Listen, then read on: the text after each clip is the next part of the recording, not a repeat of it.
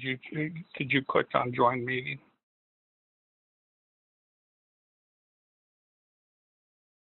You need to.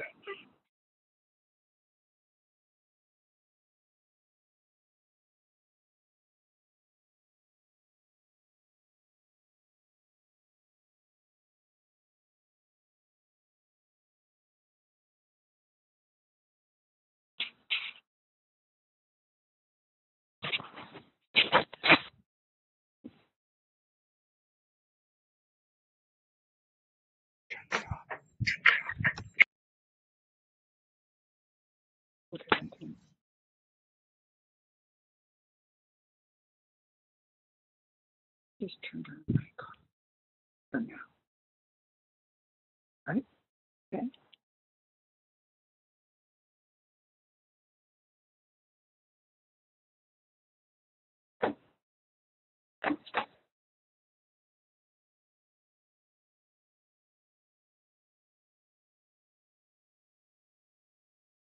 Doesn't matter. Go ahead if you think you're going to need it.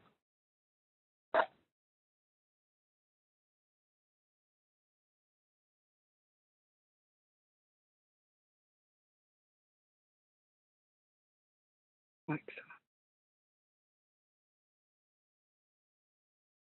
That's me.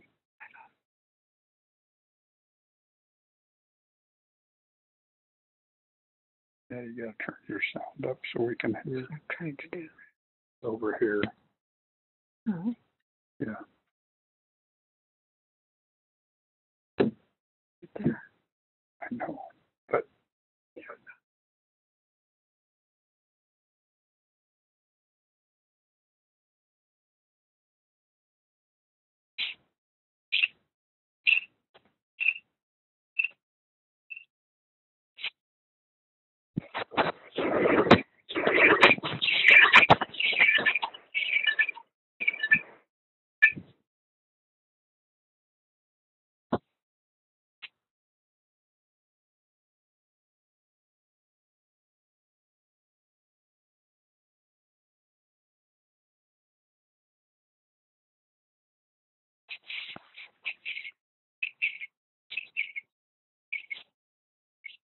Morning, everybody. Got to try to see what the deal is with my screen here.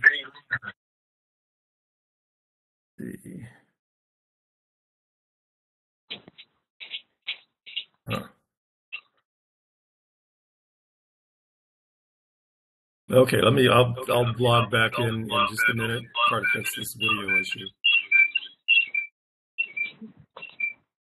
I got it turned all the way down.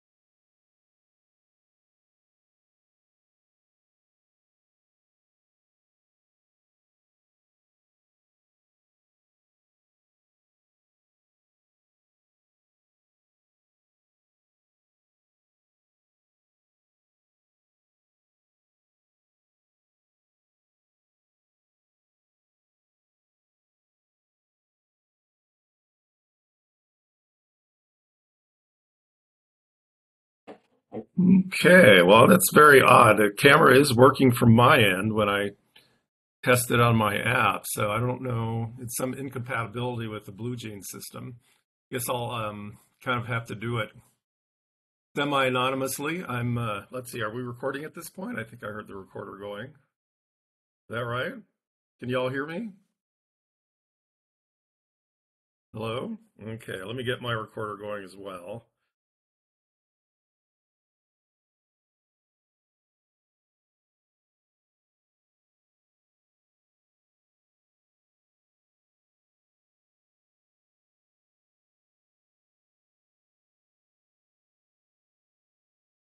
Okay, for the record, it is August 24th, 2023, 1 o'clock p.m. I'm hearing examiner for the City of Bonney Lake. This afternoon, we're holding a hearing on a preliminary plat application, file number PLN 2032-02822. The hearing format will be, we're going to start off with a presentation from staff, and that's Minnie Brazel out there. And can you wave your hand, Ms. Brazel, just so I recognize who's doing the staff presentation today? Ms. Brazel out there, I don't see her on video. Ms. Brazel? Let's see, oh, there we go. Can anybody else hear me out there? Hello? Yes, I hear you. Okay, I got one person that can hear me. There's staff there. I don't see staff anywhere. Huh.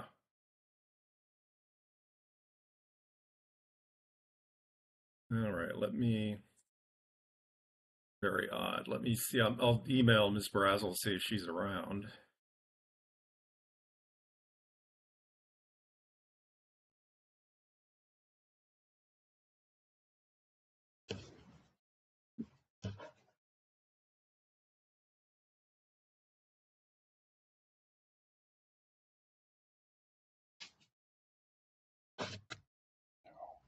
No, go play, go play, go play. Oh, there she is. Okay. Ms. Brazel? I see your video now. Can you wave to me? Just kind of acknowledge that you're there. And Ms. Brazel, you are muted.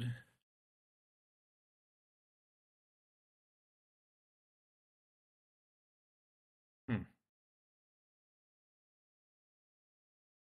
So we can see staff, we just can't hear them now. Ms. Brazel, you're still mute up there. Well, can you unmute yourself?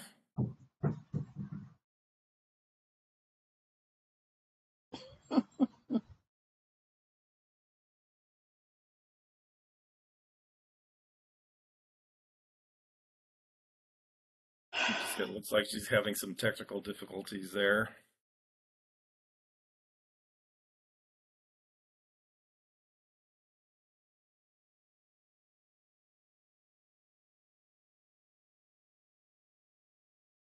We'll have to give her a minute. We can't get much further without staff's input on this one, so give us a couple minutes.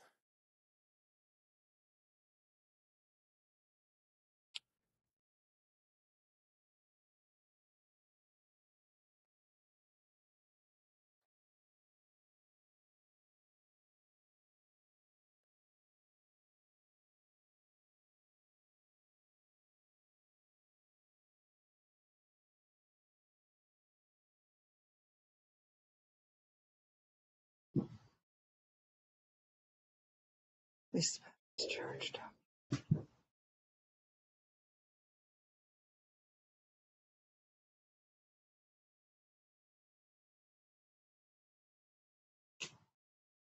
Oh, Ms. Brazel, I see your video now.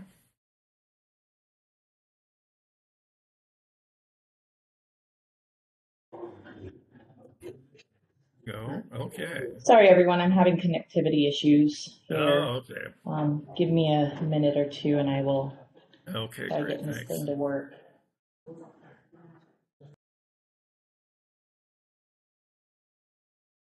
Twice. Oh, there we go.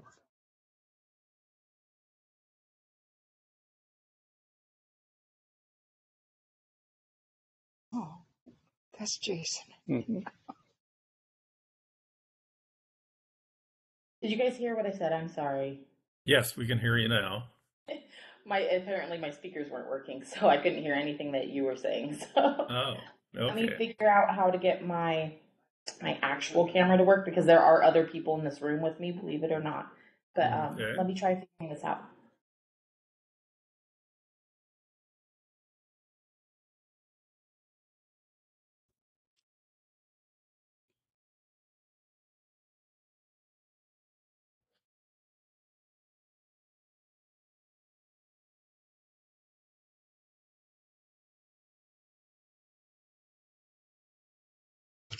That's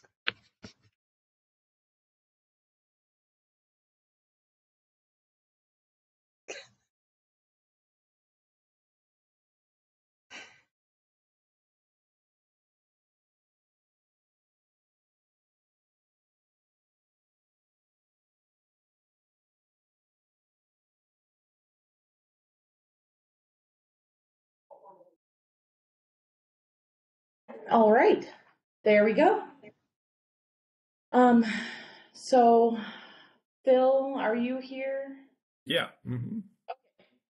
Just been I'm the screen with I'm with the bad video, I guess. I know my camera's working. It's just apparently not compatible with your Blue Jean system. I've never worked with that system before, so I understand that. Yeah, it's it's a a different different one. system. So, all right. So Phil, we're here for the Gardenia Plat Right. Yeah, hearing. I can open up the hearing and stuff. I was just waiting for you to get on. So Yep. okay, let's So do it then. go for Oh, it. all right. As I was saying, for the record, it is August 24th, 2023, 1 o'clock p.m. We have the Gardenia Plat, preliminary plat application, PLN 2032-02822. The format for today's hearing will give staff an opportunity to summarize the staff report, what the project's about. That's going to be Ms. Is it Brazel? Is that how you pronounce your last name, Betty? Brazel. Brazel. Okay, Ms. Yep. Brazel will tell us what the application is about. She's also here to answer questions. Once she's done making her presentation, then we'll move on to the applicants to speak in favor of their project. And once they're done, we'll move on to public comments. This is a public hearing, an opportunity for neighbors and other concerned citizens and residents to express their concerns or support of the project. Once we get all those comments in, I go back to Ms. Brazel for, that's her chance to answer questions that were raised and also to provide any additional evidence that she thinks is necessary. And then finally, applicant gets final word, and I get 10 business days, which is a couple weeks to issue the final decision. Now, by state law, I'm only allowed to consider evidence that's put in the record today, and that evidence is just composed of all your testimony and any documents that are admitted into the record as exhibits. I'm not allowed to talk to staff about the project before the hearing. All the information that I have to make this decision is equally available to all of you in this hearing. That's what state law requires, so that I don't base my decision on something that some of you may not have been able to see or respond to. And along those lines, I'm going to take a shot at sharing my screen. Let's see.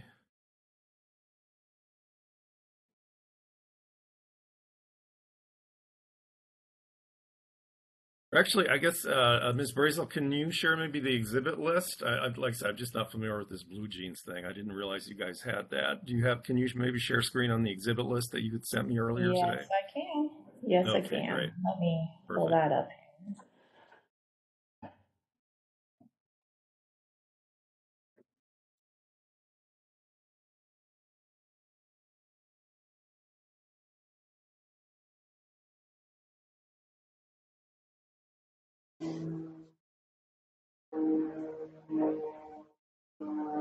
Okay. So Ms. Brazel had prepared a staff report, and is there some way you can increase the size of the text there, or let's see, I guess I put on my glasses. There we go. All right. So Ms. Brazel has given me a bunch of documents to, oh, that's too big now. That's okay. I got my glasses. Perfect. Now we can read it. Yeah, now we can, okay, good. There we go. All right. So, yeah, Ms. Bracel submitted to me a staff report along with 9 attachments to that, which includes the Gardenia plat drawings and the SEPA DNS. That's a determination of non-significance. That was a determination by the city that an environmental impact statement is not necessary. Various notices given for this project, and the public comments summary. And those of you members of the public who didn't see that, it's a really good exhibit that city staff puts together. You don't see that in many other jurisdictions, where they really take effort to respond to every public comment that was provided. And then certificates of water and sewer availability, meaning that those utilities have essentially committed to providing the necessary water and sewer for the project. After reading the public comments, I also requested Ms. Brazel to give me some additional documents, because there are a lot of concerns raised about traffic and that kind of thing. So she gave me a geotechnical report, which addresses the steep slopes of the project and give me a traffic impact analysis. That was the big one that was really of concern to people, that addresses traffic impacts, and then a hydrogeological report, which addresses the groundwater issues. So just want to ask if there are any objections over the staff report, exhibits 1 through 9, or the new exhibits, I'll call them A1 through A3, going into the record today. If you do have any objections, Ms. Brazel, on Blue Jeans, how do people get themselves noticed? Is there in Zoom? There's a virtual hand at the bottom of the screen. What do you got there for Blue Jeans? I believe there is also a virtual hand. Let me maximize this view here. I'm going to have to stop sharing, so just give me 1 second. Okay, sure. Yeah. I think I see. Yeah, if you object, just say I object, or wave your hands around if you're on video, or Yeah. anything So about your. if you go to the up right corner, there is a people, and it says 10 people. Down at the Okay. bottom, there is a raise hand icon. I see. Okay, yeah, good. Okay, and Mr. Stevens, what did you want to say, or what kind of objection did you have? Yeah, can you pull that back up for us to look at? We were wondering if we could get to view the summary of public comments, because we didn't see that. Okay. And also the SEPA, I don't know, I don't exactly know what this objection is supposed to do or say, but the SEPA, we put tons of comments in ours, was done so poorly, yet it was approved. And then, of course, Okay. you have to pay $4,000 to appeal. Yeah. To appeal, right? Yeah, and since it wasn't appealed, I don't have jurisdiction to address the merits of the SEPA decision. It's kind of, that's a done deal at this point, unless it is appealed. The objections aren't really to dispute, the content of the documents. It's really whether they're authentic or not, or they're relevant to this proceeding. It's usually kind of a perfunctory thing. Let's see. And Ms. Brazel, can you email maybe the public comment grid to Mr. Stevens? Yeah. I would like that. I would like that as well. Sure. I'll send it to everybody on the who made a public record. Thank you. Okay. Yep. All right. So there. Awesome, Okay. So thanks. and that's going to be their email address, Ms. Brazel. So you'll all be getting that in your emails then. All right. With that, I'll go ahead and admit those documents. Like I said, if you think that the documents were deficient for some reason, when it's your turn to speak, you can obviously, that'll be the time to point out that you have a particular problem with one of those documents, or you disagree with the analysis of, say, the traffic impact study, and think that traffic isn't that great on Meyer Road. I think there's some opinions on that basis. Then go ahead and let us know during the public comment period. So with that, Ms. Brazel, let me swear you in. Just raise your right hand. Do you swear or affirm to tell the truth, nothing but the truth in this proceeding? Yes, I do. Okay, great. Go ahead. All right, so we received an application for a plat for the property owned by 3P LLC. Currently, it is a vacant lot, predominantly encumbered with trees and vegetation. There is access to the lot from 77th Street East, and then also an access point from Myers Road. The surrounding properties around are all predominantly residential. We passed the determination of non-significance. We did not see a need for an environmental impact statement. Just to let you know, it is still in its appeal period. You can appeal until 5 p.m. tonight if you would like to do so. For a nominal fee of $4,000. Yeah, unfortunately. Unbelievable.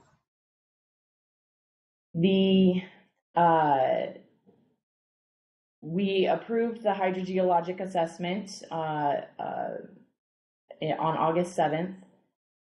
We are still waiting for a resubmittal from the applicant addressing some of staff's comments for the critical area of the Class 2 landslide hazard area. And we'll talk about that a little bit more. So overall, the project we are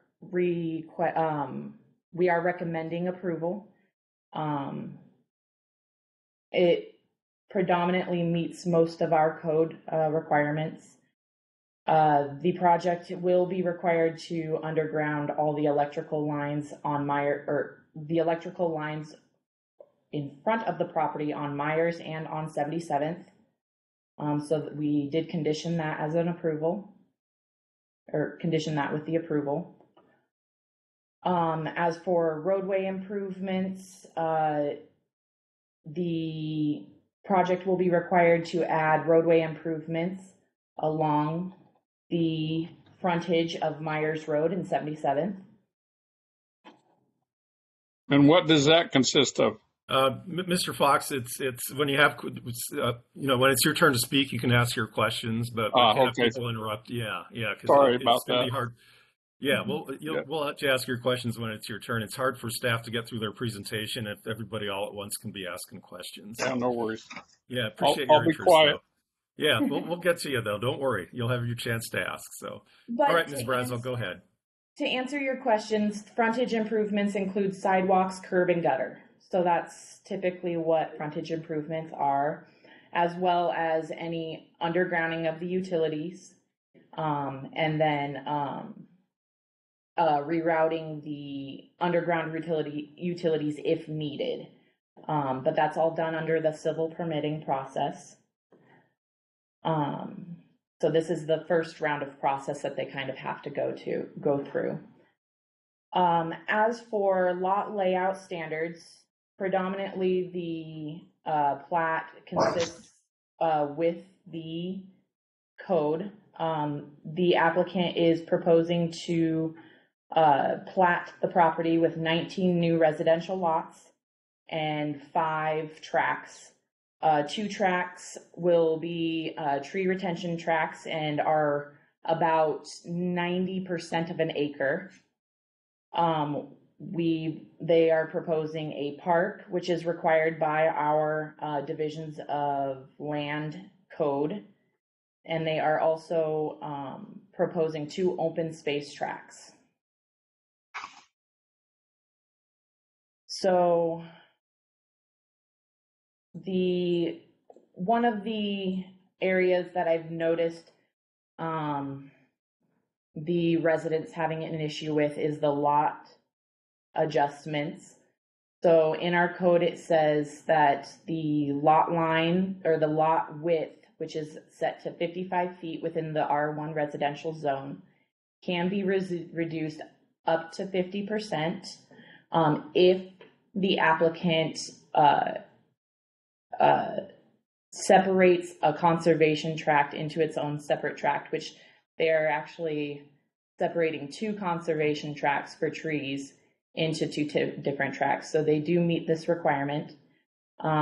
It looks like the most minimum lot size that the applicant is proposing is 50 feet in width, which is 5 feet below the actual minimum width or the max minimum width required per code. So we approved this. It also states that the rear setback and the front setbacks can be reduced as well. It looks like the applicant is proposing to do both. However, with that said, they're proposing that, but the size of the house may not encompass the entire area that the applicant is proposing. So I don't know what the houses are going to look like and how large they are going to be, but typically we just use the building setback line as kind of a delineation, but they're requesting to utilize that 50% reduction if they need it, which is all per code. So we have approved that. We have stated that they meet those requirements. For the critical areas, so all of Bonney Lake is within an aquifer wellhead protection area per the hydrogeologic assessment. No severe impacts to the water table will be impacted by this development. There is a slight Class 2 landslide hazard area in the northeast portion of the site. Per our code, a Class 2 landslide hazard area can be built upon if it has geotechnical support. Based on the geotechnical report that was submitted by the applicant, this impact is very minimal to the Class 2 landslide hazard area, and they are proposing to be constructed upon. I am waiting on a resubmittal for that to address some of my other questions that the code needs answered before I can actually approve that. Transportation facilities, the applicant prepared a transportation impact analysis that stated that all of the intersections and site distance, all of that is to our levels of service. So we review it per the TIA and whether it meets that level of service, and it passed.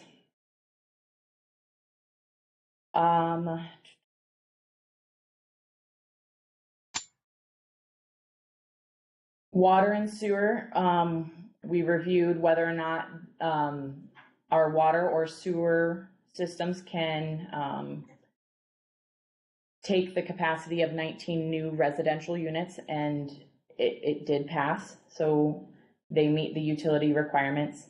The applicant will need to extend the sewer and the water throughout the project. The project is required to place street lighting and playgrounds, playground and a park area, which is the playground area as well. They will be paying park impact fees, and they will be paying school impact fees as well at the time of building permit, at the time of building permit issuance for each property. I touched on the setbacks. As of right now, because all of these items meet our divisions of land code and our R1 zoning residential code, we are recommending approval with the conditions that all the civil permits must be approved prior to any work on the property. We are suggesting that Road A be designated as 180th Avenue East and Road B 76th Street East. The applicant is required to submit a tree removal permit at the time of civil permits. Tree removal will occur and will be required to meet the 30 tree credits per acre. So, however, they are retaining many trees within that almost acre of trees that they are placing in tracks. They have to complete the critical area report review for the geotechnical report, which I believe the applicant has submitted. I just have not reviewed it as of yet. And then, of course, they have to place those trees within the conservation easement. And for the most part, that is where we are at on the Gardenia plat. Phil? Okay, great. Thanks, Ms. Brazel. Well, before I forget, let me address the SEPA issue. I mean, technically, the hearing shouldn't be held before the appeal period has expired, because the SEPA appeal would have to be consolidated with this hearing, which we can't really do after the fact. Right. So I think, and remind me at the end of the hearing, Ms. Brazel, to reiterate this. I think at the very least we're going to have to leave the record open till 5 o'clock when the SEPA appeal is due, and if something is filed, then we'll have to continue the hearing to another date to Yeah. integrate the appeal into this the hearing as well. So can you tell from the people attending the hearing, do you have the email addresses of everyone that's participating today?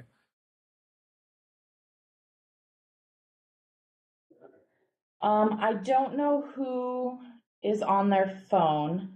I have Penny. I do have Tom January's.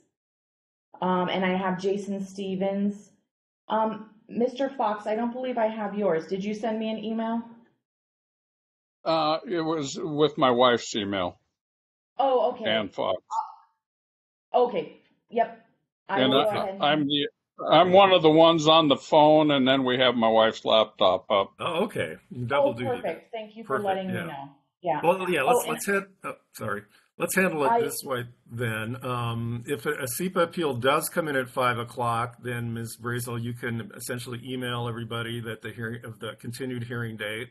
If you're listening to this right now and it doesn't sound like Ms. Brazel has your email address, then give it to her. Give her a call after the hearing is done this morning and get it out to her. I mean, from what I've seen so far, it doesn't look likely that anyone's going to be running in with the appeal fee and file an appeal by 5. But if that happens, we will essentially, continue this hearing to another date and let you all know when that's going to occur to add the SEPA appeal to consideration of approval for the plat. So, and then I just got a few quick questions, Ms. Brazel. It's kind of interesting, there's a state statute, RCW 5817-110, that requires that plats provide safe walking conditions to and from schools. And most jurisdictions I've worked with interpret that, I guess, a little liberally to include safe walking conditions to and from the bus stop. That's kind of walking on the way to school there. I know that your code just basically says that, you only have to show safe walking conditions to and from school if it's located within a quarter mile of the preliminary plat. But I mean, to be kind of safe to meet that state statute, I'm kind of curious. I mean, do you know yet where the school bus stops are going to be located and whether there are safe walking conditions to those school bus stops? I am not positive about where the school bus stops are. They change every year. So it really depends on. I mean, are there sidewalks along Myers, and what's the other bordering street? I think it was 77th or something. No, there are no sidewalks along Myers, and there's no sidewalks along 77th. Okay. All right. So yeah, in terms of the traffic infrastructure, as you know, I got the traffic report today, and before that, I was just reading a lot of the comments and a lot of concern about Myers and it being congested, that kind of thing. So I was really surprised to see the traffic report say that Myers is currently at a level of service A, and for the benefit of the audience, engineers use these congestion standards based on delays at intersections where A is optimal conditions and there's no congestion essentially, and F, just like the letter grade is abysmal conditions where people are, like sitting through several cycles of the light to get through or something. So the traffic report concludes that currently it's operating in level of service A, and I think that it says that with or without the project, level of service will be reduced down to B in the future, which is still pretty good by engineering standards. Ms. Brazel, can you maybe explain the difference in public perception and engineering perception of the conditions of the road there? yeah, I mean, engineers look at, wait times, stopping, and Myers doesn't have a lot of it's an arterial that really goes through the city. The only traffic hindrance are 2 stop signs on each side. I believe what the public their concerns are from their driveways out into, because the traffic, even though it's flowing, which is an engineer's standpoint, they want to just keep traffic flowing. Yeah. It's flowing a lot. I see. There. And from what I heard you say, there will be frontage improvements, sidewalks required along Myers. Is that right? Along the applicant's property in front of Myers, which Right. is it's a small portion of Right. It's Myers. kind of a panhandle Yeah. almost access there. Yeah. No frontage Yep. on 77th though, right? So, No, um, they will be required to do frontage improvements along 77th for just their property width. right. And that's in sidewalks again. Okay. So there are Yep, going to and be, that's also like a panhandle type. oh, okay. Oh, that's Uh, right. Right. yeah, Yeah. yeah. So the improvements along those streets are minimal. Okay. And the other thing that some concerns were raised about trees, the root systems, and I think the staff response to that was that, that for trees on the site, you have these protective zones where the developer's not allowed to essentially cut into the roots, that kind of thing. But what about that? Yeah, I mean, I think the public concern was the offsite trees, the trees on their property. If they have tree Right. roots extending onto the development site, is there going to be a protective zone put around those, or how's that handled? There is. So our code requires uh, pretty enhanced protections around trees that will be retained during construction.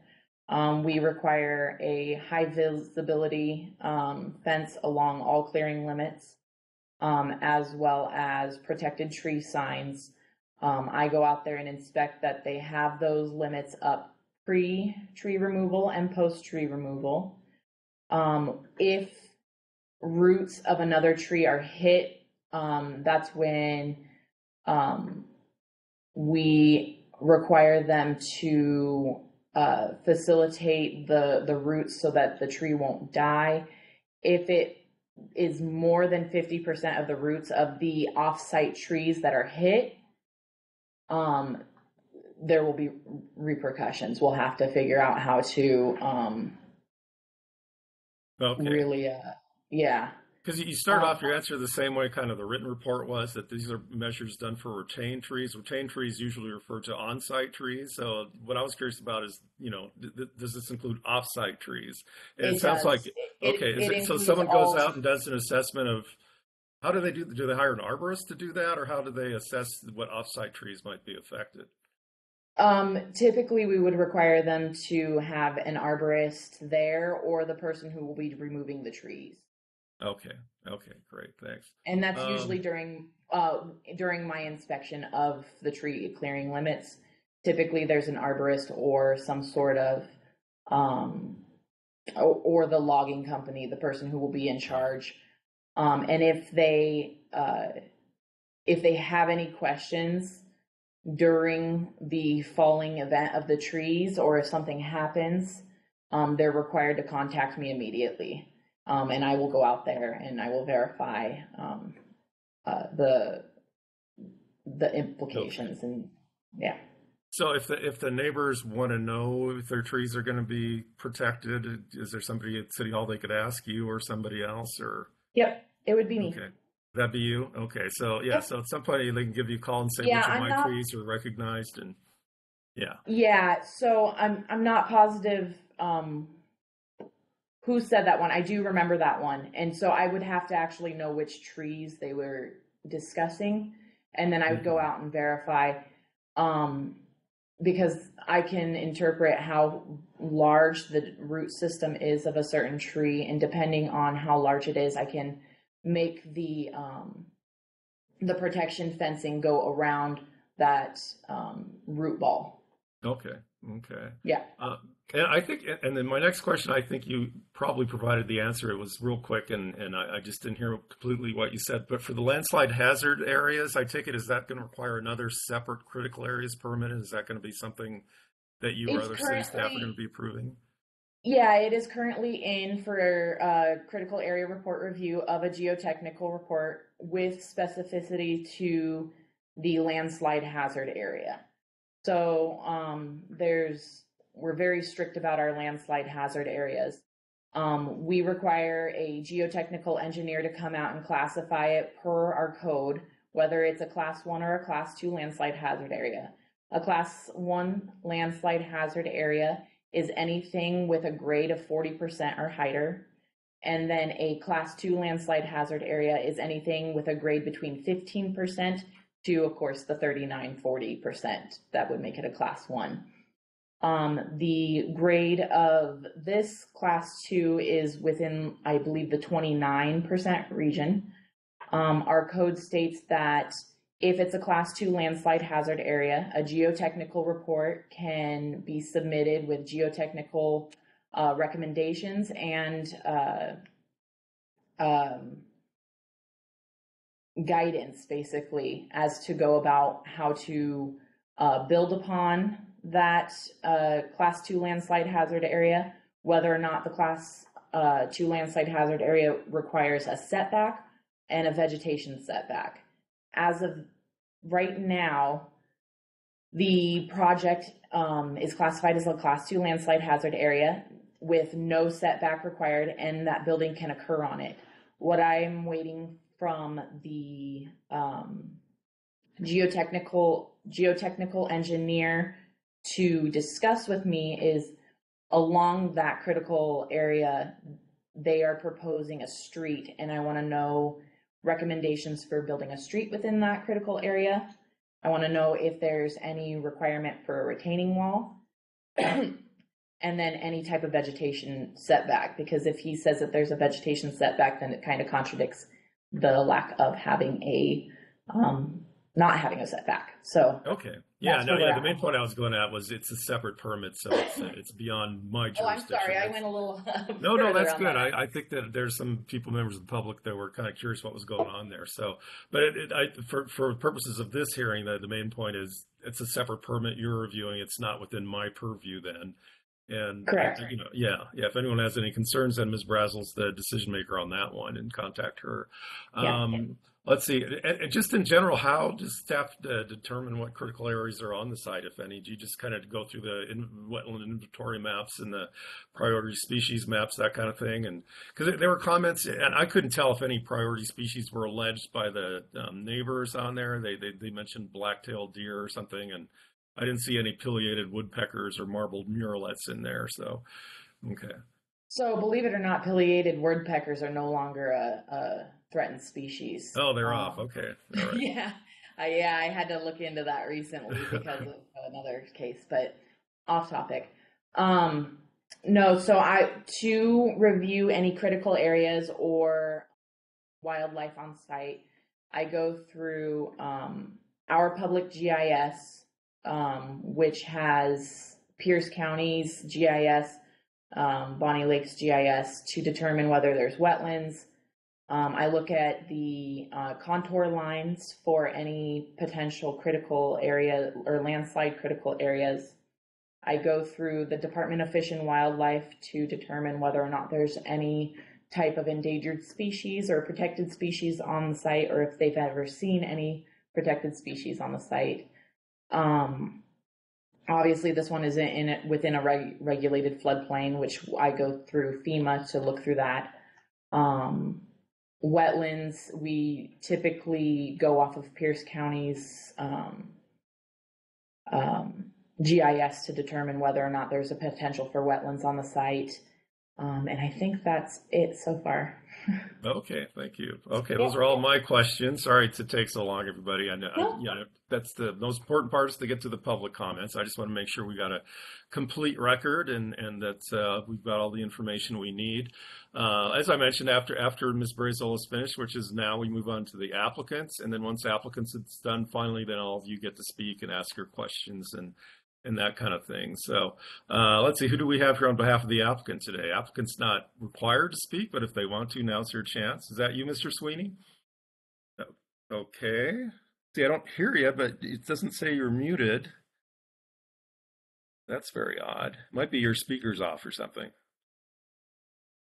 Oh, still can't hear. Do you hear anything, Ms. Brazel? Yeah. No. Huh. Oh. I don't know, Mr. Sweezy, you might want to try calling in if the video's not working for you.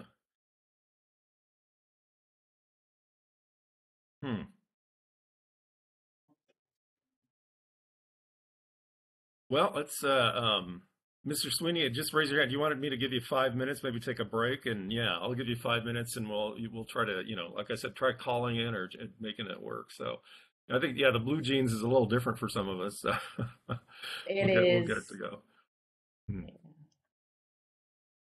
Yeah, still can't hear anything. Can we try it now? Ah, there it is. Okay, great. All right. Mr. Sweeney, Uh, are you acting as legal counsel for the applicant? Is that correct? um, uh, you can call it that. I am an attorney to practice law. I do a lot of land use work, and the applicant has asked me to appear and give a presentation to the examiner and to address your questions. I'd be Oh, okay. happy to be under. I'd be happy to be under oath. Okay, yeah, that was my question. You knew what was coming. Let me raise your right hand. Do you swear affirm to tell the truth, nothing but the truth in this proceeding? I do. Okay, great. Go ahead. Thank you, sir. Sorry for the technical issues. There wasn't a way to test early, but nevertheless, again, it's Matthew Sweeney on behalf of the applicant, Caliber Company, who is also the contract purchaser for the property. This is a 5-acre parcel in the heart of the city of Bonney Lake. It is zoned R1, which I think is the least intense residential zone in the city. The applicant's proposing 19 lots on 5 acres.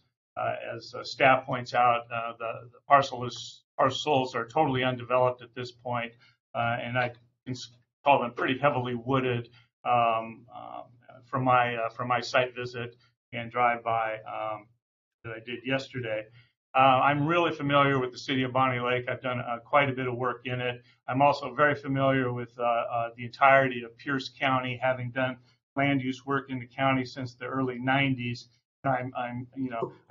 The citizens and neighbors, just think I'm that kind of guy, that I'm the attorney for the applicant, and that's my position. But I do get it, and I do get their concerns, because I've sat here for the last 35 years and watched what has happened in Pierce County, and also played, a role on behalf of the developers and the property owners in the whole GMA process. And you'll remember back in the late 80s and early 90s, the state of Washington mandated Growth Management Act requirements on Pierce County and on the cities in Pierce County.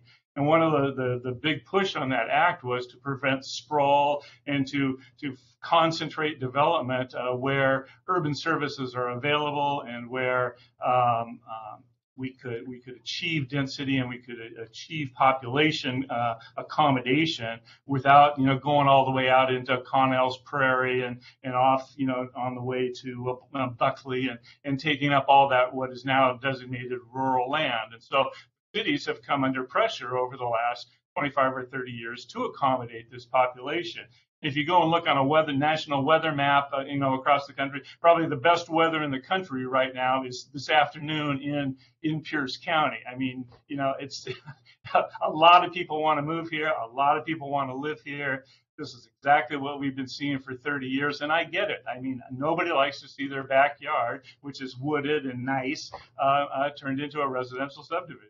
And I've seen these concerns, and I do try to empathize with them, because I too get stuck in traffic, and I too have seen a lot of this go down. And truth be known, I've been the developer. I mean, I've been the representative for the developer on hundreds and hundreds of lots, in Pierce County and in and around Bonney Lake, and we're doing multifamily now and stuff like that. But I don't know what to do. The state has basically said we have to take these people. We just can't, moratorium all development in the state of Washington and in the Puget Sound Basin. We have to do something to accommodate them. So you have the city of Bonney Lake is under growth management mandates, and basically the mandates are you really should be trying to get 4 dwelling units per acre in your R1 zone. And this is what is, trying to be achieved here in this property, despite critical areas, tree preservation tracts, set-asides, and the like. And you'll note that, as staff pointed out, almost a full acre, which is 20% of the project site, is being dedicated towards tracts and rec areas and tree preservation areas. And so you see, you have this counterbalance between, trying to preserve the environment on one hand, and trying to accommodate growth on the other. And it's not like the city of Bonney Lake is just a pushover city. The city is very rigorous in their regulations. The regulations are detailed, and probably some of the toughest regulations that I encounter in Pierce County and in the cities of Pierce County. And so on one hand, the city is pass regulations that try to preserve a quality of life. But on the other hand, they are faced with this mandate. You really ought to be trying to get 4 dwelling units per acre minimum, especially, when you're on sewers and you've got public roads and the infrastructure to support this kind of development. So, again, all I can say is my client has taken great extremes to hire a top quality engineering and surveying firm to come to the city with this proposal, to work with the city and with city staff to get through all of the city regulations, which are very strict and which are very detailed and address a lot of the attempts to accommodate growth with minimal impacts. And having done so, we've brought this to the hearing examiner feeling like we have complied with the applicable development regulations. I believe staff is in agreement that this plat can work and can get through the final processes for development and can be done.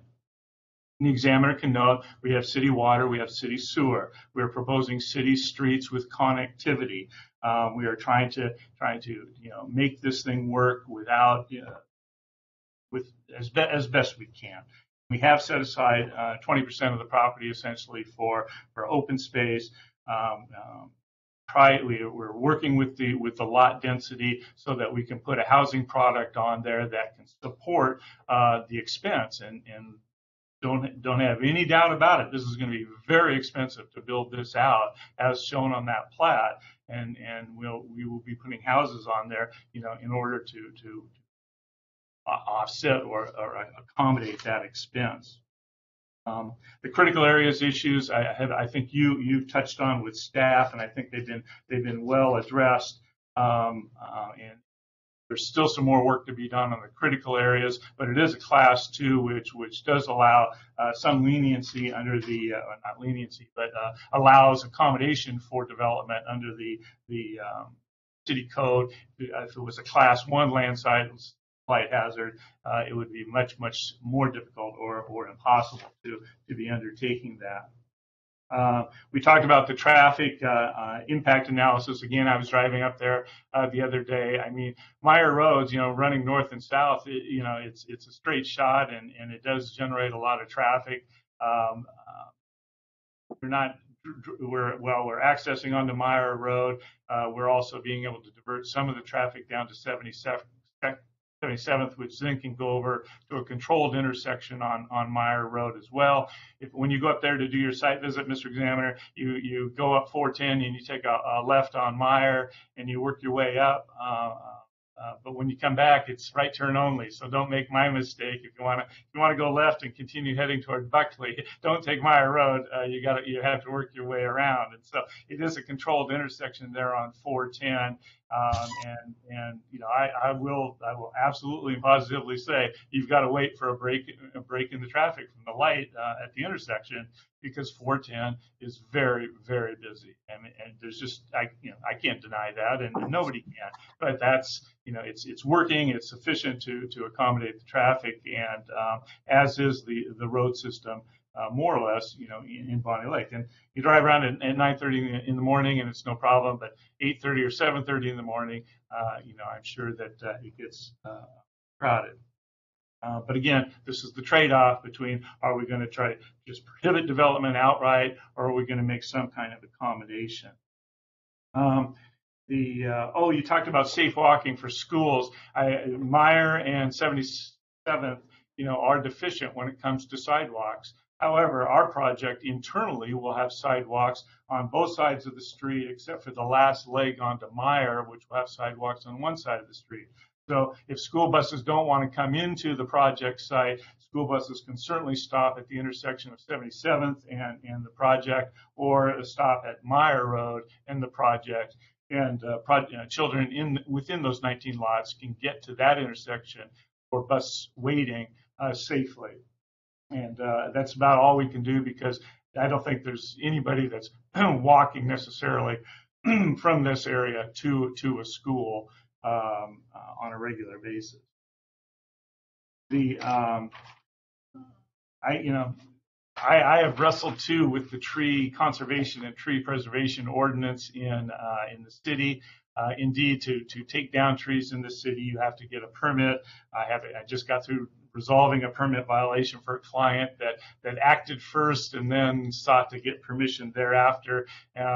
So the city does enforce the tree preservation ordinances pretty strictly. And again, we're preserving, and we've made the counts to preserve within that 1 acre parcel. Where there's trees straddling the property line between some of the parcels and some of the backyards of our proposed lots, we will have to accommodate that to preserve those trees. But I point out to the hearing examiner, as you're looking at this plat, you can see that many of those tracks provide a natural buffer between the rear yards of many of the lots and the adjoining property. And so there's a handful of properties where the rear lots actually abut a property directly. And so, there's only going to be a limited number of circumstances where you see that, but you can see tract A pretty much takes all of the north. The two tracks on the east, shield the road from the adjoining property. The tract D takes a number of lots up on the west side and buffers those from the adjoining parcels. So there's still going to be a substantial number of trees and a substantial number of trees between rear lots in many instances between rear lots and the adjoining properties. So I think that the client has done, and the engineering firm has done a pretty good job in trying to buffer and to offset the impacts that the citizens, and the neighbors have brought out. And I read every one of those comments that came out, and then I looked back at the conditions of approval. I think we're doing our best to fairly address those and to address the issues. But again, I get it. Nobody wants to see smaller lots within their neighborhood or within their area, and it's a balancing act between state mandates and local control. And so, as I point out, and I was wondering, I was going to refer to my letter. I drafted you a letter dated August 2023 and sent it to staff. Did you have a chance to get that? Yes, I did, actually, but I don't think that was on the exhibit list. So I believe, what's the number we're at now for the added exhibits? Is this number 5, is it? Ms. Brazel, are you there? For the added exhibits, I believe it's 4. Oh, okay. All right. Yeah. And does anyone need to see Mr. Sweeney's letter? Have any objection over entry in its record? Ms. Brazel can email it to people if they want a copy. All right. Hearing none. I would like a copy. Okay. Yep, I can. I just sent out actually the comment matrix as well to everyone. Okay. So perfect. I will send it to all of the parties of record. So okay. Yep. So Ms. Brazel's just sending it out, and if you see anything objectionable in that, I'll still let you object later on as well when it's your turn to speak. So, but beyond that, it's admitted. So, any other comments, Mr. Sweeney? Well, and again, on the exhibit 4, my letter to you, it's my practice basically to read the staff report to make sure, that we're in full compliance, and then write you a letter in writing saying that we have reviewed the staff report, the applicant has reviewed the staff report with their consultants, and we've reviewed the conditions of the staff report that staff is imposing on the project. And as I say in my letter, we're in agreement with all of those conditions. We're in full agreement with the staff report, which was very, very thorough, and addressed the specific criteria that the applicant has to meet. And then I basically reiterated that we had submitted a traffic study, that we were proposing a substantial tracts, and that you could also note that at the time of building permit, every lot, when they ask for a building permit, is going to have to pay very substantial park impact fees and school impact fees in an effort to mitigate the new citizens or new residents coming into the city. And again, I think some of those fees are some of the highest in the county. Certainly the school impact fees, I think, one of the highest in the counties.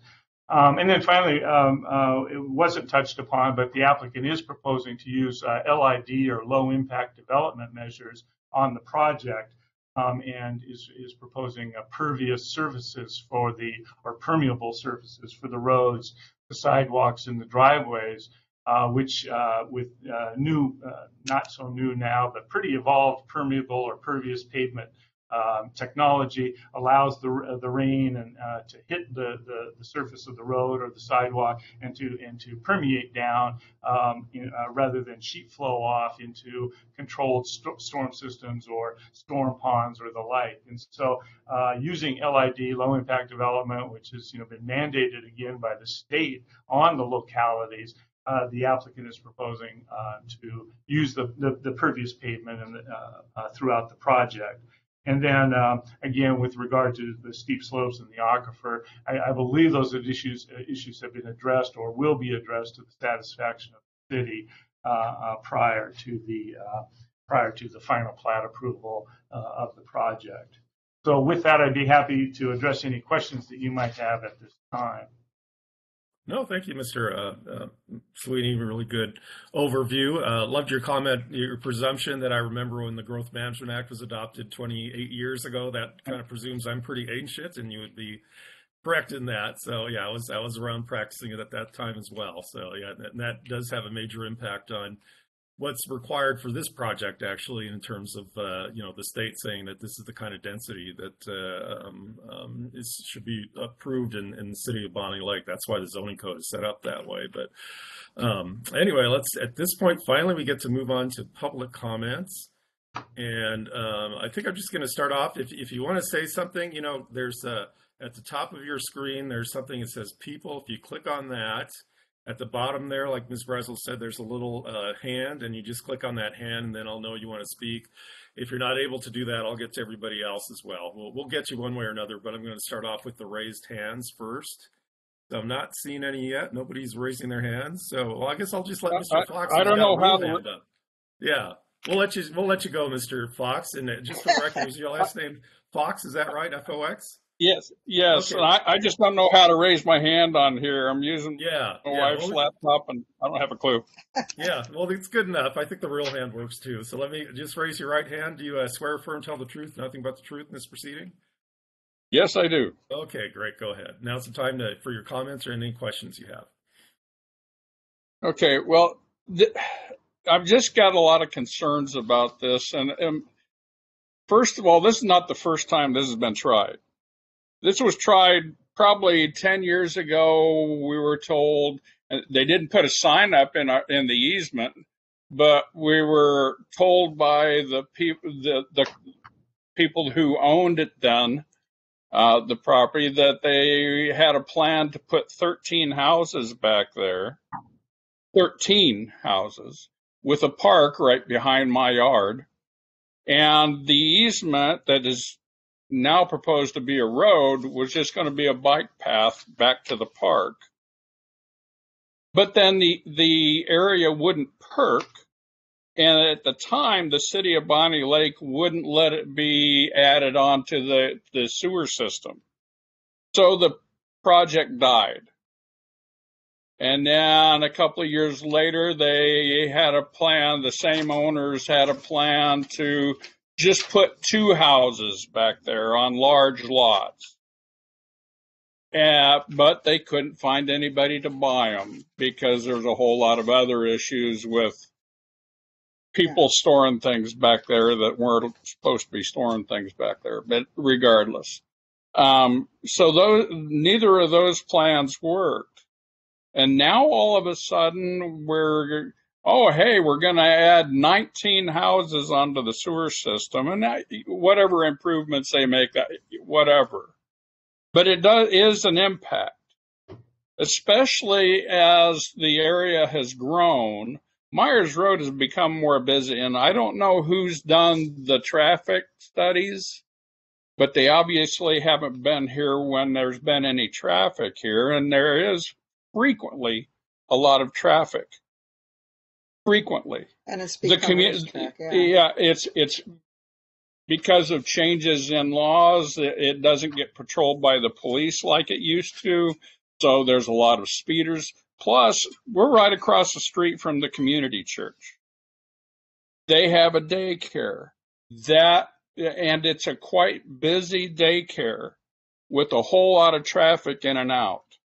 And so there's constantly traffic on the road, especially when school's in session and when the daycare, when things are at a busy time, there's a lot of traffic. And then you add in 410 getting backed up during peak times. And so Myers Road becomes kind of an end around to avoid coming up the hill at 410. And so there are significant impacts that somebody's not catching, and they need to, between all the traffic and then the fact that all of a sudden here we're gonna shrink the size of what we allow people, the lots we allow people to have and build on. We're gonna cut that by over 50%. And so put 19 houses in, and we're going to put a road in where there's an easement, and that road's going to empty out onto Myers Road, right straight across from the community church that has a daycare with a lot of people in and out. I mean, they have so many kids and so much traffic going in and out that they have to, their parking lot has, people have to meander through their parking lot in a line to get around to pick up their kids. And then they park on the side of the street on Myers just to wait for other people to come out. And I mean, whoever's watching things is not watching at the correct times. So there's a whole lot more going on here. And there has been more going on here. And now why all of a sudden are things being allowed to happen that weren't allowed before? Like I said, 13 houses, and that wouldn't work, but now we're going to put 19? It doesn't make any sense to me. I want to know, I would like to know why all of a sudden this is a great idea. And no environmental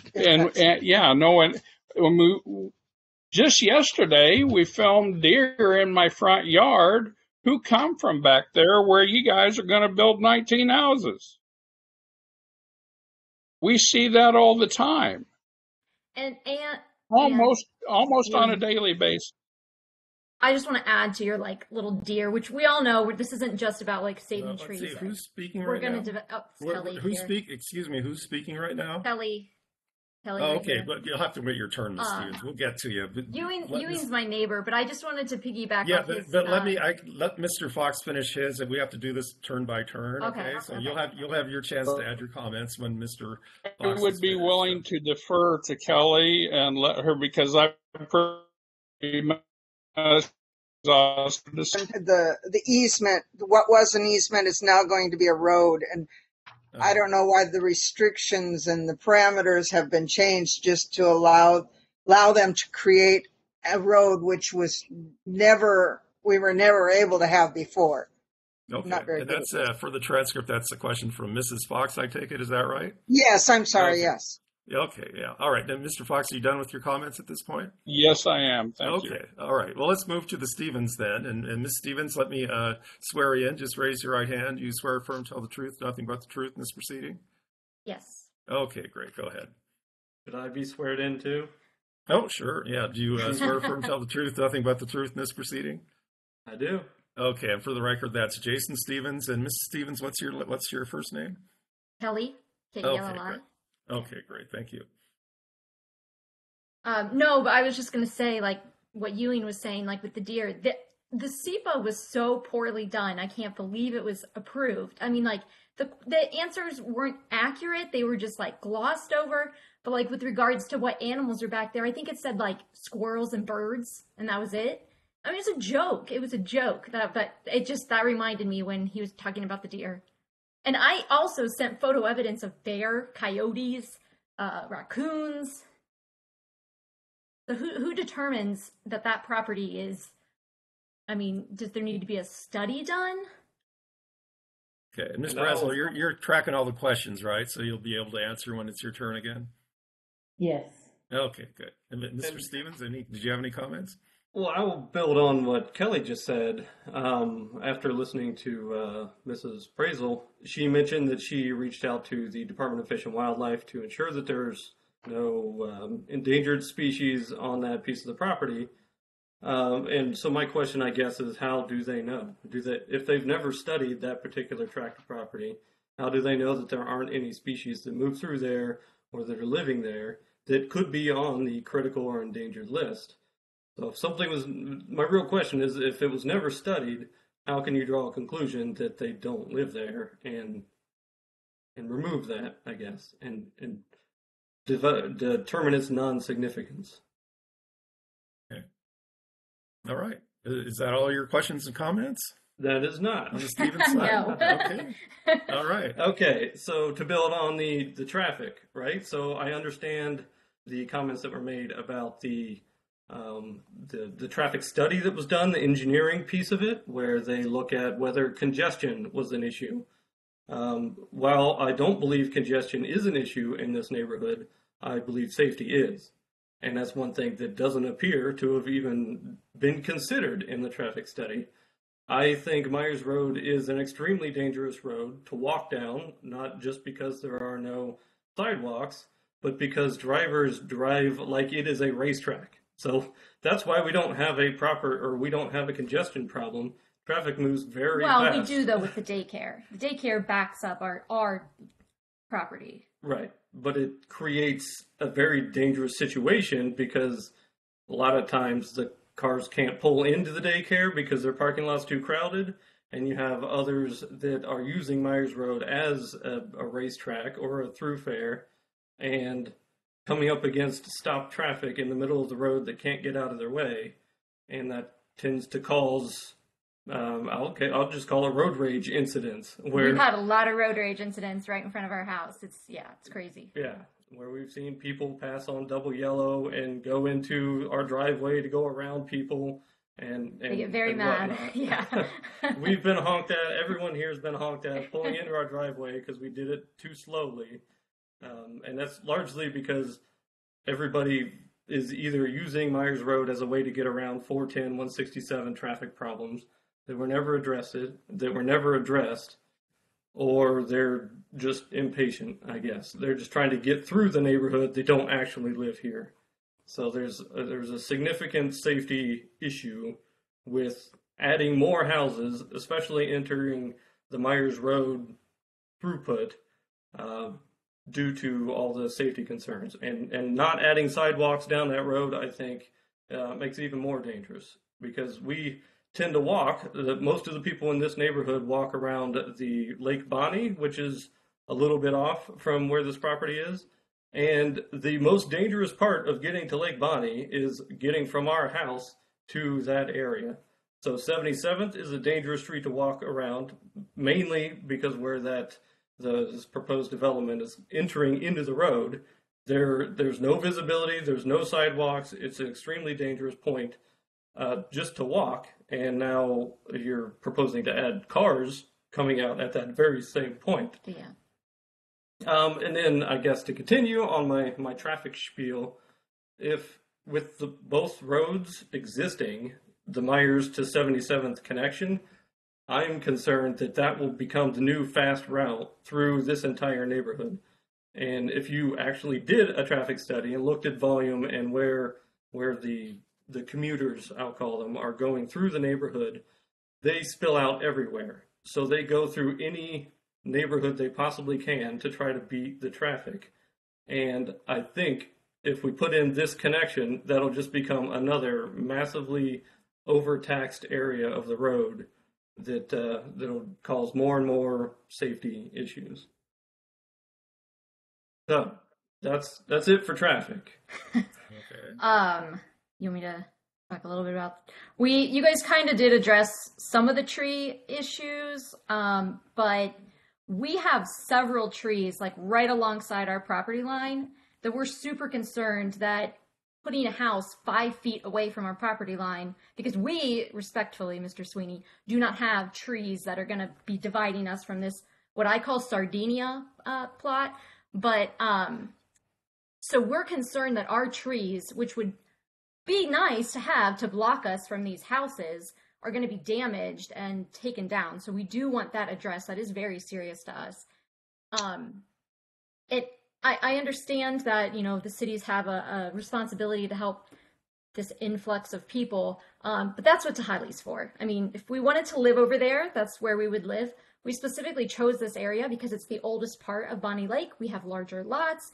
It's sort of more peaceful, and now it's just going to be totally disrupted by putting this new development surrounded by older homes, older, larger lots, beautiful homes is just going to be destroyed. Like, our community is going to be totally changed. And to build on the lot size, which is another major concern of mine, I think it's taken a bit to the extreme, I guess is what I'll say. Like, we're not opposed to developing in that area. I'll put that on the record. No. I'm not opposed to any development, but the number of houses and the lot size that are being shoehorned into this small area, I think is a bit extreme. Insulting. And I think we have a bit of a personal sway in it, I guess. I'm not sure the right word, but it's largely because those buffer tree areas are nowhere near where we live. We are going to be faced with a gigantic house 5 feet from our backyard, where we don't have that today. And I think the whole entire development should be a cul-de-sac development, and I think it should have protected tree areas all the way around it, a green buffer protecting the existing neighborhood. I also think the lot size compromises that were made were, I'll say, a bit of a joke, mainly because they were compromises based off of leaving areas undeveloped that they couldn't have developed in anyway due to the landslide risk. So that, to me, is we're granting concessions based off of inaccurate information. I'll say information that shouldn't have been used, misleading information. Yeah. So I think the property size or the development size should be about 10 houses. I'd even go up to 30. I'd be generous and go up to 13. And I think that would be a decent addition to the neighborhood. It would be significantly more dense than any of the surrounding properties. Yeah. But at the same time, it could be an acceptable compromise between the need for housing and the existing neighborhood and density issues. Yeah, we just wanted to fit with the community. And that was another thing on the SEPA that annoyed me was it asked if there was anything historical or something around it. One of all of our houses were past the 60 whatever date it said. But also the Church of Nazarene, the Bonney Lake Church of Nazarene, which this lot borders, is a historical marker. So it was just another part of the SEPA where I was like, they didn't do their research. They don't know our community. And I think to go back to the tree issue,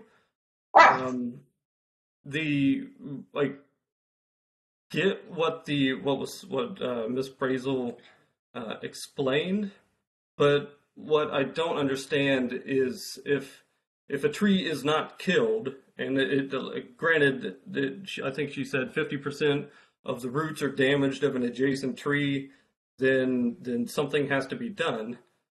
So that tree is dead, essentially. I don't think a tree kill our tree can and then survive. You say sorry. Yeah, so the extreme is if the tree is completely destroyed.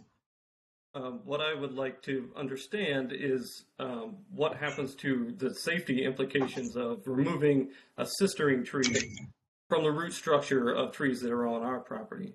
So not necessarily damaging all the roots, but removing some of the structure from the ground and creating a safety issue. Not necessarily killing the tree, but making it more prone to wind damage and falling on our house. There was a tree that fell on a house a couple years ago. One of the trees at the church fell on the house behind it. So that's what we're concerned about, is damaging trees enough to where they're no longer have the integrity. And the next windstorm that comes around, which we know we get. That's what started the stupid fire here on the hill a couple years ago. It was a windstorm, took out the transformer, a tree fell, right? So yeah, we know they happen and they're bad here. So next time we have a bad windstorm, like we want to make sure our stuff's not going to fall. This is a big concern. And I think lastly is just a general question on there was a mention of several civil permits that still need to be undertaken for I don't know if this is the final approval of the project, but is there a review process for any of those through public discourse, or is that all handled by City of Bonney Lake? And do we know what those are? I don't know if they were part of the original package, I guess, that we had access to, or if they're somewhere else. Okay. Yeah, like I said, Ms. Brazel will answer your questions. Was that everything you wanted out there at this point? Probably not, but we'll stop. That's Okay. All right. I didn't see the comprehensive list. You're making Ms. Brazel work today, so yeah, she has a lot to talk about when we get to her. Okay. All right. Well, thank you for your comments. Let's see if anyone else out there. Still don't see any raised hands. But does anyone out there, that I can see on the video, want to say anything or wave your real hand around if that's what you want, or if you're not muted, just say I want to say something at this point. Not seeing any takers. So, Ms. Brazel, are you ready to start answering questions? As best as I can, yeah. Okay. Let's see. Go for it. Go for it.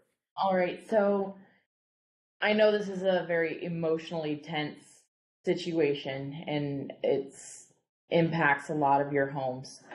I review things per our code and what our code allows. I can't have any type of emotional drive when I approve things. With that being said,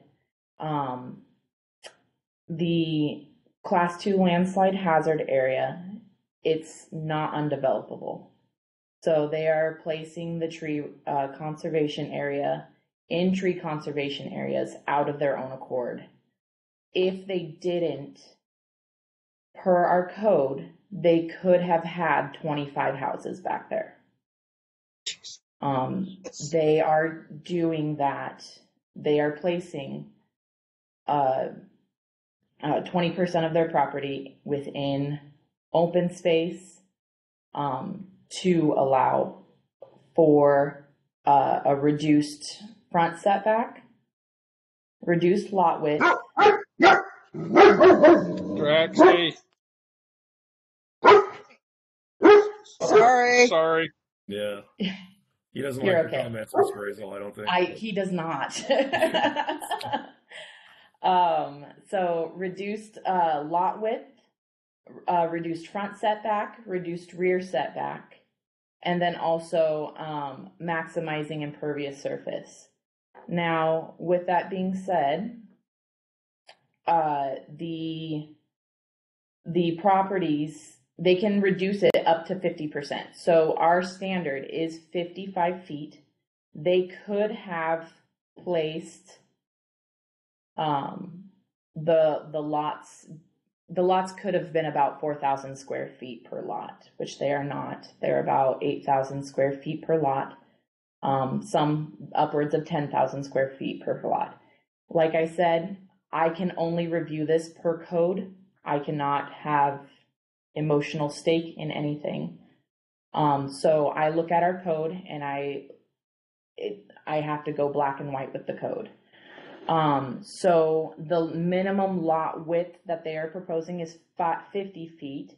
They could have done 27 feet. So I have to recommend approval based on them meeting the code. As for traffic, I'm not exactly positive as to what the TIA speaks to about safety. I don't believe that when a TIA is written,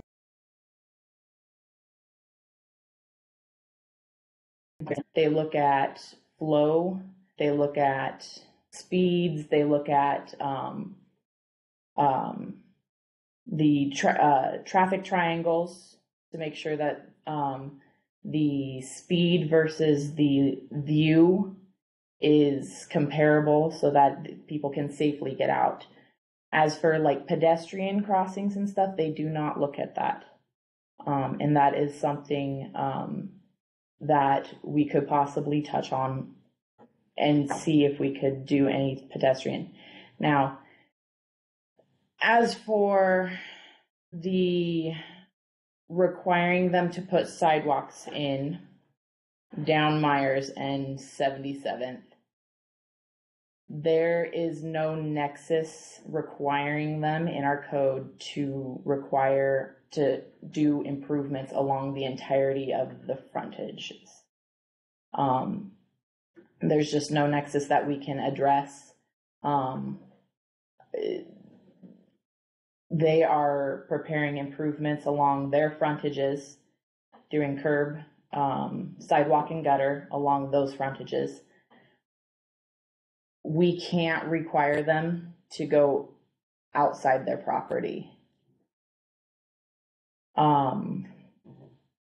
The wildlife comments, I don't know how Washington State determines whether or not there's a native or protected species on site. Typically, protected species, I've had people send in pictures, as you did, Miss Stevens.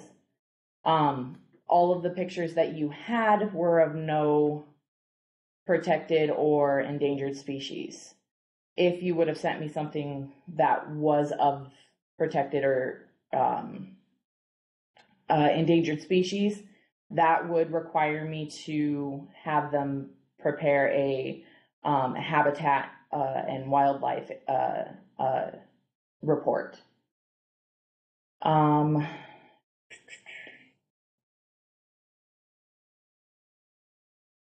I'm missing something. I believe it was your last question, Mr. Steven. I don't know. Well, there was a question about how the administrative permits are processed. If there's any public input on those. Yes, Civil yes. permits. The civil permits, that was the last question. So so how this process works is the applicant submits for all of their environmental permits, their SEPA and the preliminary plat, which this is the preliminary plat. The preliminary plat is approved by the hearing examiner. Once it's approved by the hearing examiner, it basically is the go-ahead to start preparing the civil permits. So these civil permits, they're beyond this hearing. There is no other permit that requires public outreach. So the next set of permits are the civil permits. That's the sewer, utilities, all of that. Then we require the applicant to construct the improvements. So the street, the water, the sewer, sidewalks, curb, gutter. We require them to construct that prior to any building permit being submitted. So all of that has to be approved. It has to go, we have to receive as-built of what exactly was built out there. And then they can move on to the building permit process. So at this point, this is the last public outreach for this project that is required. Mr. Ewing, I didn't answer one of your questions when I was saying sewer and stuff. So 10 years ago, we didn't have as much sewer support that we do today, and we didn't have as much water capacity as we do today. In the past 10 years, we have updated our sewer systems and our water systems to allow more development within our city per Washington State requirements. The percolations, That's all reviewed under civils. So that's more of an engineering question of whether or not the percolation works or not. You're speaking a different language to me when you speak engineering. So I know that they were having percolation issues in the past, but our civil engineer has worked with the civil engineers to meet a point to where they believe that they can make it work, either through infiltration. I know that they are proposing permeable pavement, permeable sidewalks, and then all projects within the city require on-site infiltration systems. So all of it is infiltrated on-site. Did I miss anybody's questions? I believe I touched on all of them. Well, I had the question though about like the SEPA and how it's just not filled out correctly. Like, is there anything that's done about that, or just it checked a box so you guys don't care? I mean, I had a whole list that I sent you guys, but like in this conversation, I had mentioned how they said that there were crows and squirrels back there, and we've proven that there are way more than that. They said there was no historical significance to this area, and I proved that there is a historical marker right adjoining the property at the church there. So, I mean, there was way more that I had sent you guys, but what is done about that, about the SEPA not being accurately filled out? So, as for SEPAs, this was one of the better SEPAs I've ever seen. That's bad then. This SEPA was terrible. That's also a horrible excuse for moving it forward. So, not saying that that's an excuse. So, what I do when I review a SEPA is I go through all the channels that I am required to. The Washington State Department of Fish and Wildlife. I contact numerous different parties throughout the state to verify. I have the engineers review the engineering portions of the SEPA, and then they all send me comments. We collate those comments, and then we send them to the Department of Ecology. And then, even though I give the determination of non-significance, if the Department of Ecology saw any red flags in our comments and our determination, they would have told us. Do you send public comments as well? Because if you go based off their answers, I'm sure there wouldn't be any issues because their answers were wrong and misleading. Actually, the comment matrix that you all received, I do send that as well. Okay. Okay, Ms. Brazel, just a couple quick questions. Mr. Sweeney mentioned about, there could be like a school bus stop at the corner of maybe Myers and 77th or something. And you mentioned there's no sidewalks along these roads. Is the shoulder wide enough? I just want to get this in the record, for kids to walk, safely without walking into traffic if they have to go catch a school bus outside of the subdivision? I would say yes, but I believe the way that the school does it is they have numerous stops along the site so that children don't walk as far as you would see in a more sidewalk enriched area. Right. There's a strong possibility, right, that they would have to walk outside of the frontage improvements and sidewalks required of the project onto one of the frontage roads. I mean, can you say in general that the shoulder's wide enough for them to No, it is safely? Not on 77th. Okay. Not No, on it is corner. not on Myers either. Absolutely. All right. Not. Okay. And that's Ms. Ms. Fox and Ms. Stevens responding to that. Ms. Bracel, is there anything you wanted to add? Yeah, I'm going to share my screen here.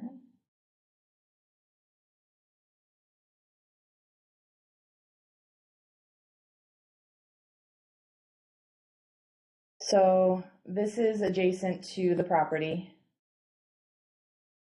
The right-of-way is approximately 70 feet wide from the side of the road to the property lines of the residents. It's about a 20-foot distance, so a 20-foot shoulder. For 77th, it being a bit smaller.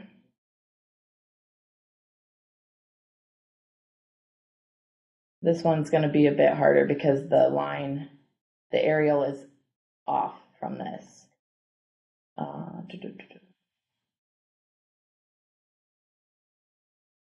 And regardless of what the plot lines show, there are landscaping structures. Yeah, Yeah, rock In could the you way put of it on the- Myers again, please? If you wanted to clear that area, you would have to remove landscaping from people's Property, yeah. property. So in other words, the 20 feet that you're discussing is what we have been maintaining for the last 30 years, which we, go ahead. I'm sorry, it's a right-of-way easement. So all frontages have a right-of-way, and some of it is what you probably think is yours, but some of it is city. So if you didn't want to maintain that, what we require is for you to call us, and then we will come out and maintain it for you. But yeah. Okay, and you were trying to show 77th, Miss Brazel. Are you done with Yeah. that? So predominantly, so what this shows is that the right-of-way here is about 40 feet. Now I know that the red lines are off on here, but Now, the when you street say is, 40 feet, you mean that the undeveloped right of way is 40 feet, the shoulder? so That's the the road entire and entire road. road, the entire yeah, road. the road and the shoulder. All So right, okay. and then the roadway is approximately 24 feet, giving about 16 feet divided by 2, so 8 feet on each side. Okay. All right, because I know some jurisdictions then, I mean, it would be hard to legally require the applicant to make off-site sidewalks to go all the way to a bus stop, but a lot of times Right. they'll require installation of a walking path. You know, people have their, Right. Sablon or something in the right of way, the walking path takes precedence, but I mean, that's probably not going to be necessary, but that's something that can be considered. So, okay, anything else you want to add? Not here. Okay. All right, got you there. Okay, and Mr. Sweeney, any final comments from the applicant? Well, I'll go to the question that you were just addressing with regard to safe walking. I know that it is an issue. If you look at the road and storm plan, you can see that again internally we have full frontage improvements.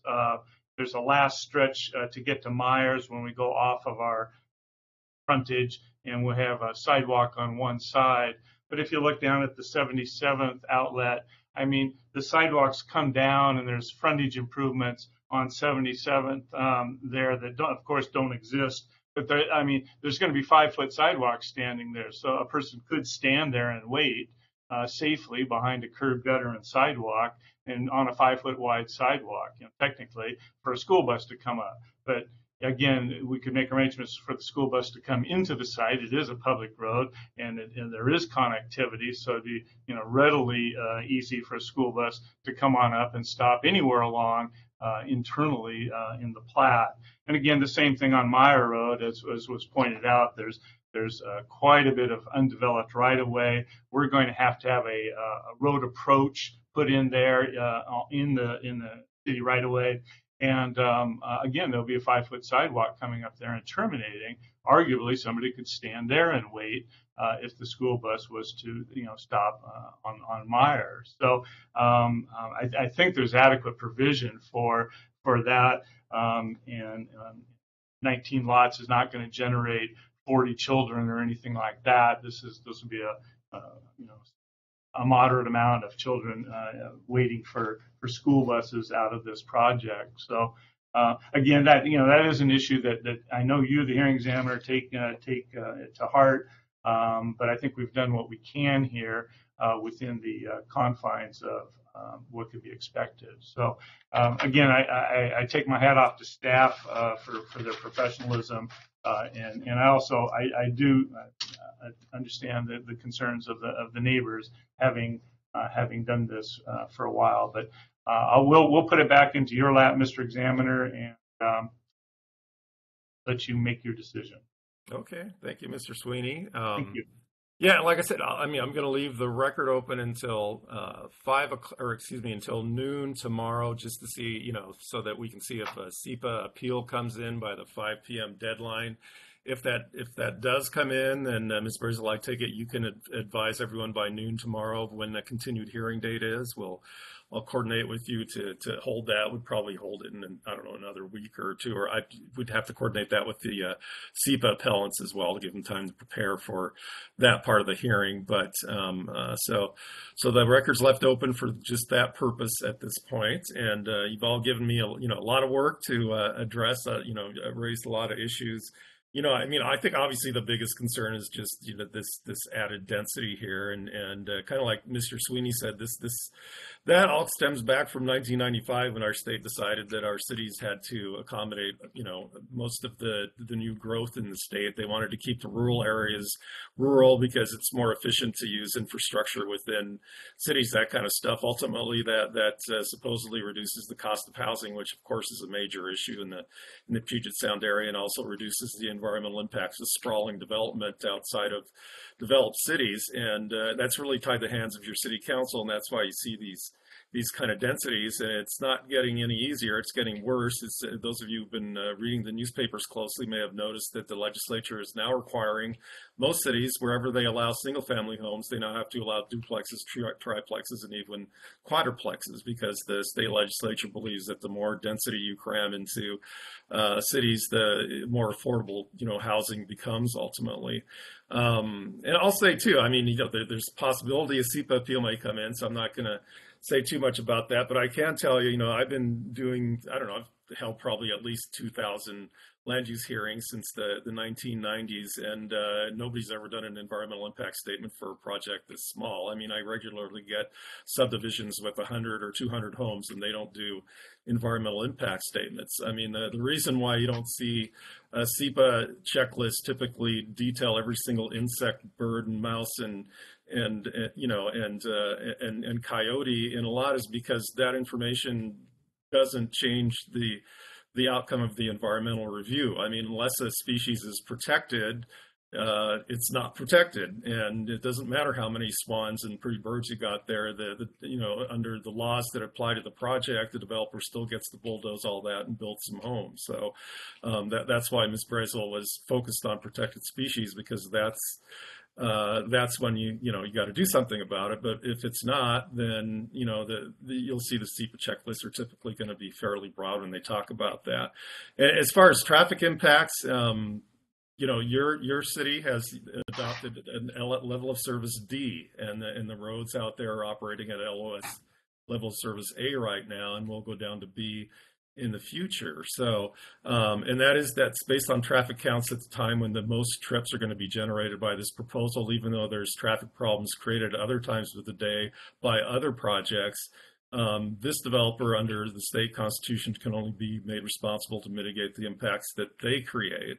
And so it's fair to look at, when they create the maximum traffic, which is the PM peak hour, and that's what they look at. But if there are, if they're going to be making a dangerous situation worse during the day, that is something that we can make them address. And so that's something that I'll look at. But I mean, the fact of the matter is that cities and counties, they've been, dealing with development for decades, and they have regulations that address anything you can possibly think of: trees, stormwater, traffic, all that stuff is already there. And most of my job is just limited to figuring out, if those regulations are met or not, and explaining why or why not. So that's what I'll be doing. Like I said, you've raised a lot. I really appreciate all the work everyone's put in here, and that's really put I'm sure the staff and the applicant on the ball, making sure that they do this right, and that's my job as well. So we'll get a written decision out in the 10 business days. If you submitted your email to Ms. Brazel, she'll send you a copy of that decision. My decisions are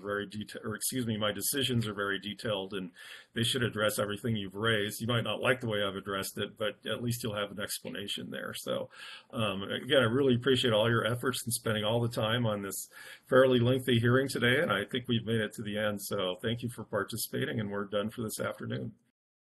Thank you, Mr. Examiner. Thank you, sir. Thank you.